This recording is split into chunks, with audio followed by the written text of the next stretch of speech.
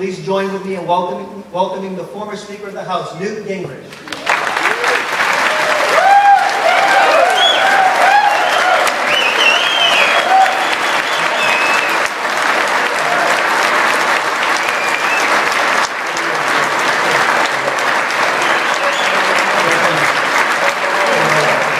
Southern New Hampshire 912 group for hosting this tonight. And I must say, between this room and the overflow crowd, this is a very impressive turnout. So thank you all very much for spending the evening with us. Let me start and say that, goodness, thank you.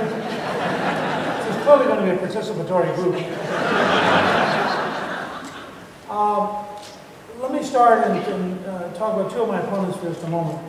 Governor Romney this afternoon said something very important, which I'm very grateful for.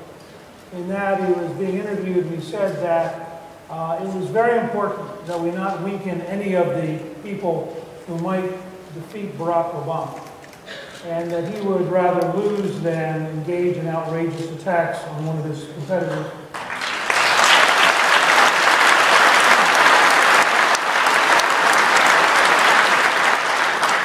And I want to thank him for taking that position. As you know, in the last week or so, as I've gotten to be more of a front runner, the campaign has begun for the first time to really degenerate in terms of some of the ads, particularly in Iowa. And I appreciate Governor Romney taking that position. And I agree with him that I think what we're about is too important to weaken anybody who might defeat Barack Obama and to give Barack Obama ammunition that he shouldn't have. And so tomorrow morning, I'll release a letter to my staff, to any consultants, and to any surrogates we have, indicating that our determination to run a positive campaign, and also indicating that should any super PAC that is doing so in my name attack any of my friends who are running, that I would publicly disown them and urge people not to donate to them, because I think we do not need that kind of motivation.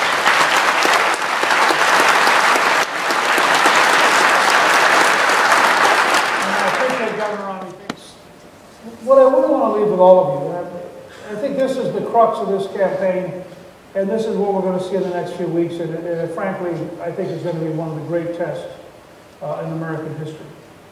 I wouldn't be at all surprised in Iowa to have $9 million spent against me in negative advertising. Because you have a whole generation of consultants that don't have anything positive to say. They can't imagine how you write a 30-second ad that was positive. Now, I'm going to be very positive, because I think we have a lot of positive things to say in America. I think we have a lot of positive solutions. I think this is really important. But I want to leave you with this thought, because it's one of the real problems of a generation that has reality TV shows and quiz games and all this stuff on TV.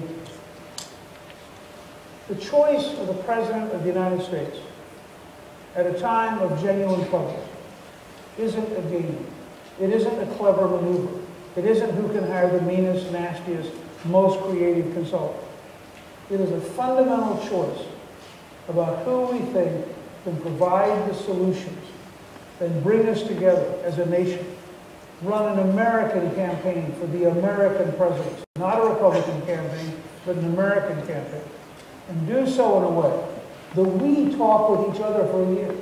And when the election occurs, we know where we want America to go, and we know what we'll do to get America there.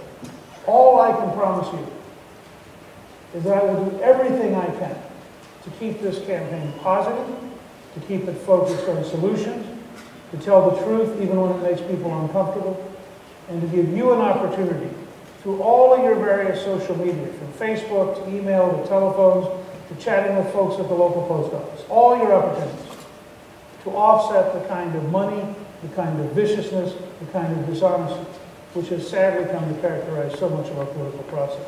I didn't run to be a normal politician. I don't want you to elect me to be a normal president.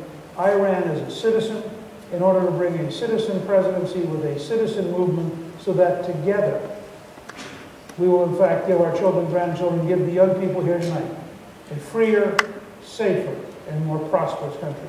That is what this country is.